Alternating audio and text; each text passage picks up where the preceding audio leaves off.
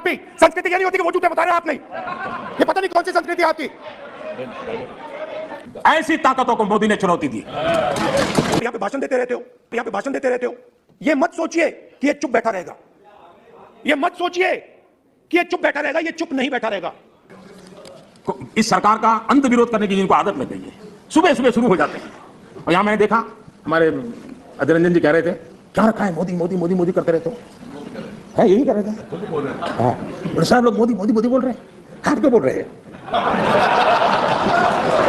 आप हंसिए, आप लोग सुबह सुबह होते ही शुरू हो जाते हैं। एक पल आप लोग एक पल मोदी के बिना नहीं बिता सकते। The king does not agree। Modi तो आपकी प्राण शक्ति है।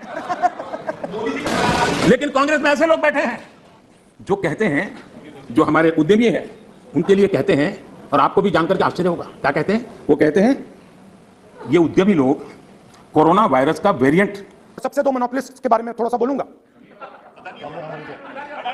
उसको वो कोरोना के समय अलग अलग वेरिएंट्स आते हैं ना, डेल्टा, ओमिक्रॉन, वो डबल ए वेरिएंट है। जो भी हिंदुस्तान में होता है उधर अदानी जी दिखाई देते हैं, और दूसरी साइड अंबानी जी। बताइए क्या हो गया हमारे देश के उद्यमी, ये कोरोना वायरस के वेरिएंट है क्या? हम क्या बोल रहे हैं, किसके लिए बोल रहे हैं? कोई जरा आपके अंदर बैठे तो जरा बोलो तो सही, क्या हो रहा है? पार्टी का नुकसान हो रहा है, कांग्रेस पार्टी का नुकसान हो रहा है। माननीय अध्यक्ष जी, जो इतिहास के सबक, जो लोग इतिहास से सबक नहीं लेते हैं वो इतिहास में खो जाते हैं। माननीय अध्यक्ष जी, ये मैं इसलिए कह रहा हूं, जरा 60 से 80 का दायका, 60 से 80 का दायका, उनके सभी प्रमुख लोग उसमें आ जाते हैं जो देश का नेतृत्व करते थे। उस कालखंड की बात कर रहा हूं। 60 से 80 के दशक में क्या नैरेटिव होता था? कांग्रेस के ही सत्ता साथी, कांग्रेस के साथ रहकर के सुख भोगने वाले लोग, ये वही लोग पंडित नेहरू जी की सरकार को और श्रीमती इंदिरा गांधी जी की सरकार को क्या कहते थे? ये तो टाटा बिरला की सरकार है, इस सरकार को तो टाटा बिरला चला रहे हैं। 60 से 80 दशक तक यही बातें बोली जाती थी, नेहरू जी के लिए बोली जाती थी, इंदिरा जी के लिए बोली जाती थी, और आपने उनके साथ भागीदारी की सत्ता में, लेकिन उनकी आदतें भी ले ली, आप भी उसी भाषा को बोल रहे हो। मैं देख रहा हूं आप इतने नीचे गए हो, इतने नीचे गए हो। हाँ, मुझे लगता है कि आज पंचिंग बैग बदल गया है, लेकिन आपकी आदत नहीं बदली है। मुझे विश्वास है यही लोग सदन में कहने की हिम्मत करते थे, बाहर तो बोलते ही थे, जहां मौका मिले चुप नहीं रहते थे। वो कहते हैं मेक इन इंडिया हो ही नहीं सकता है। बताओ, इसमें आनंद आ रहा है? कोई ऐसा हिंदुस्तान के लिए सोच सकता है क्या कि मेक इन इंडिया हो ही नहीं सकता? अरे भाई, आपको तकलीफ होगी, हम आकर के करेंगे, ठीक है, ऐसा बोलो। देश को क्यों गाली देते हो जी? देश के खिलाफ क्यों बोलते हो? मेक इन इंडिया हो नहीं सकता। आज हिंदुस्तान में आप made in India, made in India, made in India की बात करते रहते हो। मेड इन इंडिया हो ही नहीं सकता, आज बात खत्म हो गई है। मेक इन इंडिया का मजाक उड़ाया गया, और आज देश की युवा शक्ति ने, देश के एंटरप्रेन्योर ने करके दिखाया है। आप मजाक के विषय बन गए हो।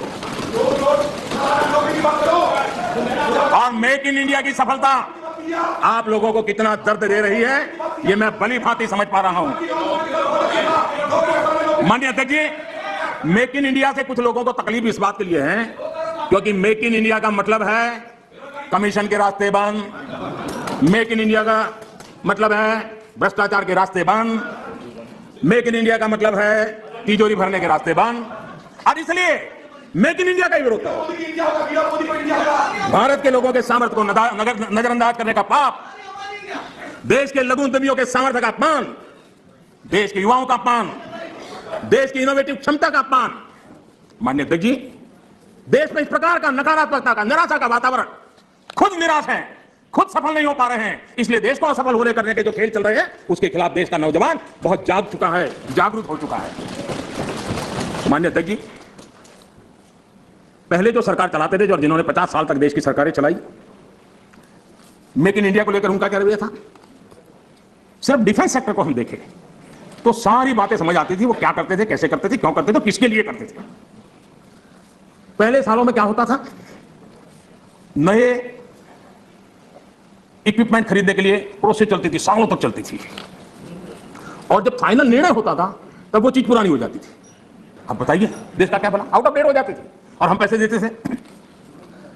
हमने इन सारी प्रोसेस को सिंप्लीफाई किया। सालों से पेंडिंग डिफेंस सेक्टर के जो इश्यू थे उसको हमने निपटाने का प्रयास किया। पहले किसी भी आधुनिक प्लेटफॉर्म या इक्विपमेंट के लिए हमें दूसरे देशों की तरफ देखना पड़ता था। जरूरत के समय आपाधापी में आयुध खरीदा जाता था, ये लाओ वो लाओ, कौन पूछता है भाई, हो जाए। यहां तक कि स्पेयर पार्ट्स के लिए भी हम अन्य देशों पर निर्भर रहे हैं। दूसरों पर निर्भर होकर इस देश की सुरक्षा निश्चित नहीं कर सकते हैं। हमारे पास यूनिक व्यवस्था होनी चाहिए, हमारी अपनी व्यवस्था होनी चाहिए। रक्षा क्षेत्र में आत्मनिर्भर होना यह राष्ट्र सेवा का भी एक बहुत बड़ा काम है। और जो मैं देश के नौजवानों को भी आह्वान करता हूं कि आप अपने कैरियर में इस क्षेत्र को चुनिए, हम ताकत के साथ खड़े होंगे। माननीय अध्यक्ष जी, इस बजट में भी हमने ज्यादा से ज्यादा रक्षा उपकरण भारत में ही बनाएंगे, भारतीय कंपनियों से ही खरीदेंगे, ये बजट में प्रावधान किया है। बाहर से लाने के रास्तों बंद करने की दिशा में हम कदम बढ़ाए हैं। हमारी सेनाओं की जरूरत पूरी होने के अलावा हम एक बड़े डिफेंस एक्सपोर्टर बनने का सपना लेकर के चल रहे हैं और मुझे विश्वास है यह संकल्प भी पूरा होगा।